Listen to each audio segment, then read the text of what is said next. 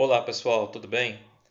Eu gostaria de compartilhar com vocês o capítulo de Hebreus 11, que é um capítulo que fala especificamente da fé. E acredito que é o capítulo que melhor expressa o que é realmente a fé. Já começa no versículo 1. A fé é o fundamento da esperança, é uma certeza a respeito do que não se vê, do que os nossos olhos não podem ver. Foi ela que fez a glória dos nossos antepassados. Só esse pequeno versículo já expressa, o que é a fé. Eu estou com a Bíblia da versão Ave Maria, que fala: a fé é o fundamento da esperança, é uma certeza a respeito do que não se vê. Em outras versões fala: é uma certeza a respeito do que os nossos olhos não veem. É uma certeza das coisas que se esperam e das coisas que não se veem. Enfim, existem algumas versões, que mudam as palavras, existem algumas traduções da Bíblia que mudam as palavras, mas o significado é o mesmo. A fé é simplesmente crer. Crer na promessa de Deus, crer na graça de Deus.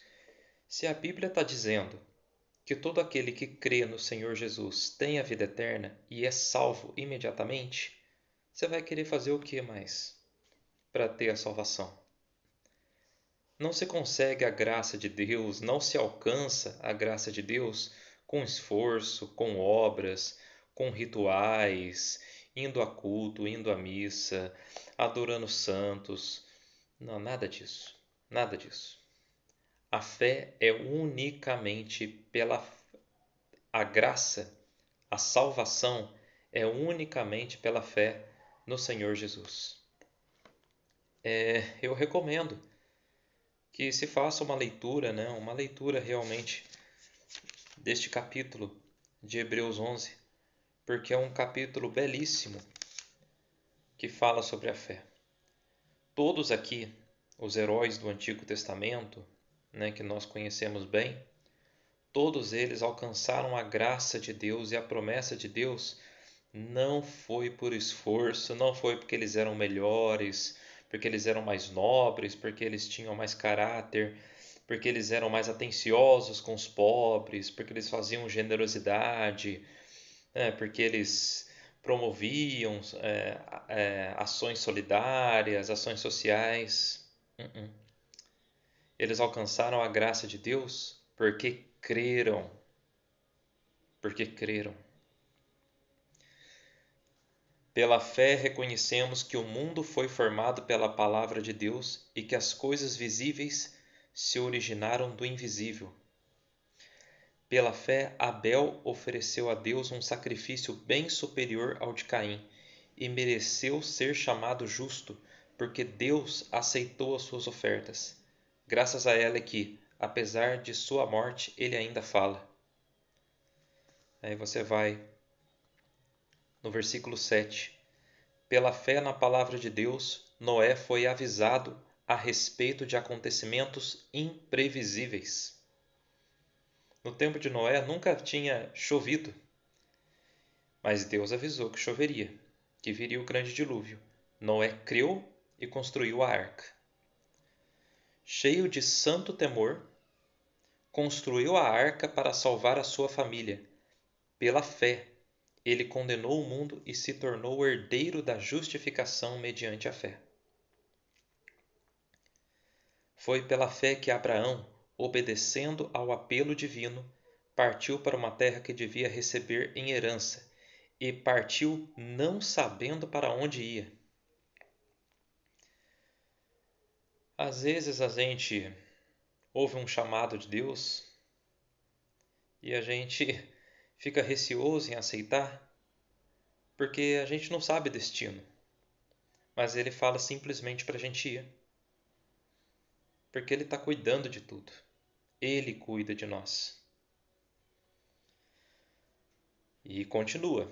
Foi pela fé que ele habitou na terra prometida, como em terra estrangeira, habitando aí em tendas com Isaque e Jacó, cordeiros da mesma promessa, porque tinha esperança fixa.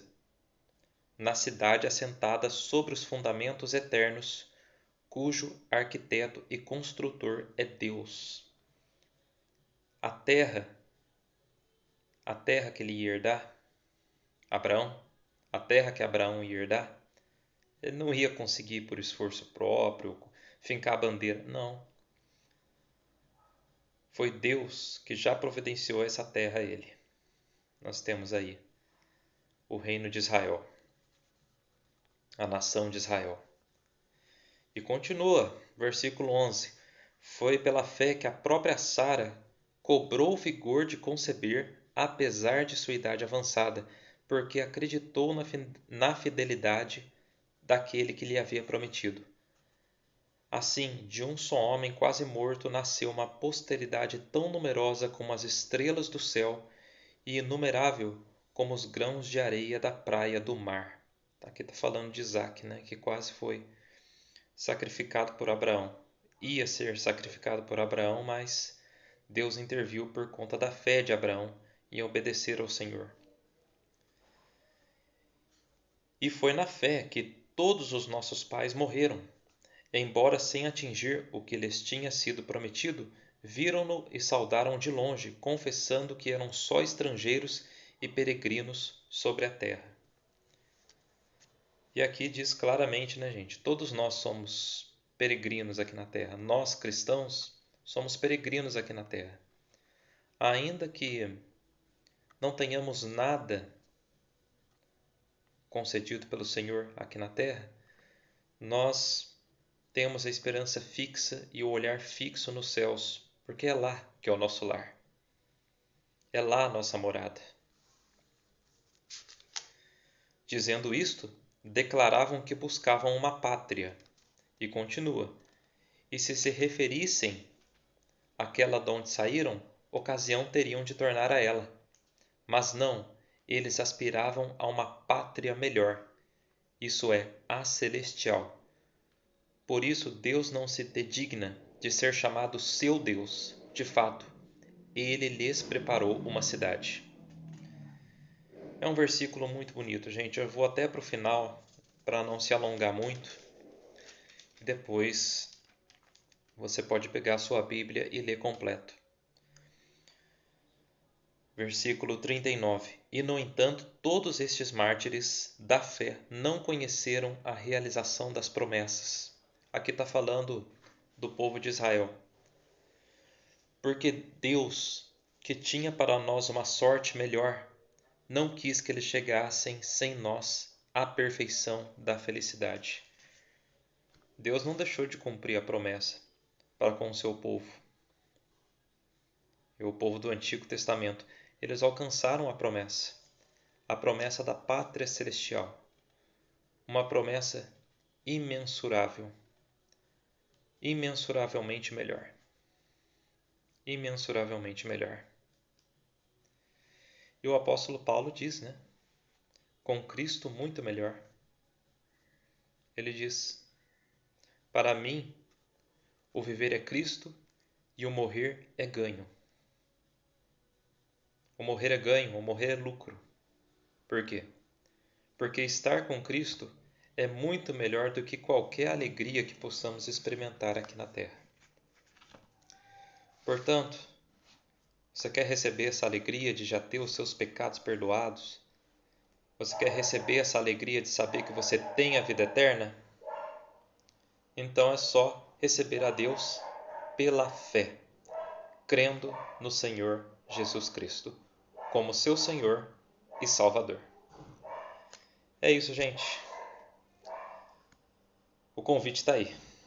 Aceite.